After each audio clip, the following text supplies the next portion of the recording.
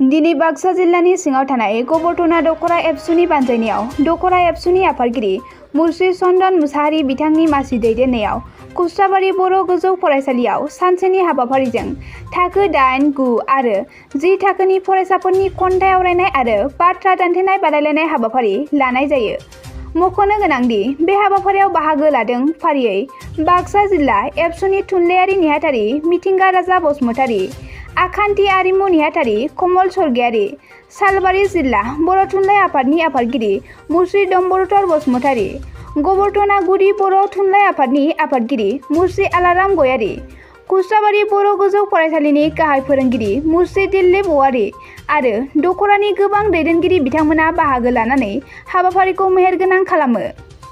Mission skill and quality education बेखौ लानानैनो दुलाराय बर' फरायसा आफादा जिखिनि मावफारिया लादों बेखौ दिनै गबरथना दखरा दुलाराय बर' फरायसा आफादाबो जिखिनि खन्थाइ आवरायनाय बाथ्रा दान्थेनाय बे हाबाफारिखौ लादों जोबोद मोजां जादों।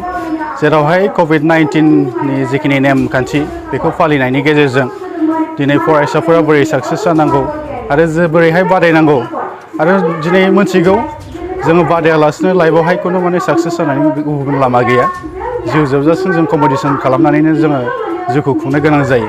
बे हिसाबैनो दिनै बादायलायनाय बे हाबाफारिया जोबोद मोजां जादों आरो गबरथना दखरा दुलाराय बर' फरायसा आफादनि जिखिनि मावथांखि बेयो दिनैल' नङा सिगांबो मावदोंमोन आरो दाबो मावदों आरो इयुनावबो मावलांबाय थागोन। बे जाबाय दुलाराय बर' फरायसा आफादनि बिथोन बायदियै बिथांमोना मावबाय थादों आरो मावलांगोन। दा बर' फरायसाफोरा बांसिनै COVID-19 नि जिखिनि समस्यायाव गोग्लैबाय बे समस्यायाव गोग्लैनानै खायसे बर' फरायसाफोरा न'आव थानानै गोबां बेले बेजेजों गोग्लैनो गोनां जादों। जेरावहाय फरायनाय खेथ्रआवबो लोरबां जादों होनबाबो बेयो गोरोन्थि जानाय नङा।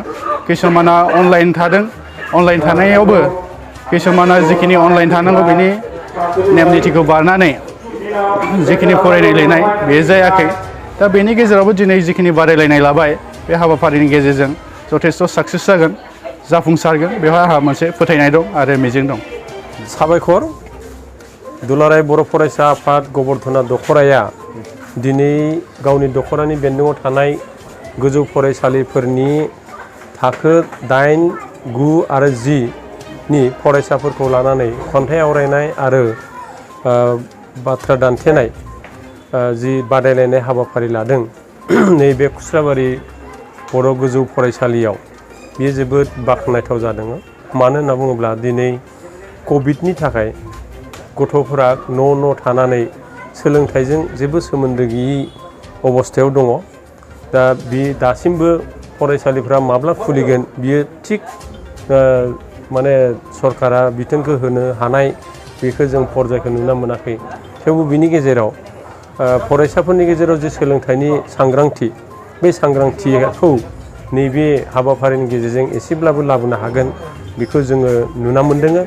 आरो बेबायदिनो फरायसा आफादा जिहेतु फरायसाफोरनि बा बर' हारिनि सोलोंथाइनि जे दावगालु हाबाफारि बे दावगालु हाबाफारिखौ बा गुन गोनां सोलोंथाइ लानांगौनि जि गुरुत्त बे गुरुत्तखौ 2006 मायथाइनिफ्रायनो होबोगासिनो दङ आरो बेबायदिनो दाबो गुबुन हाबाफारिनि गेजेरजों बेखौ मावफुंनो लागासिनो दङ।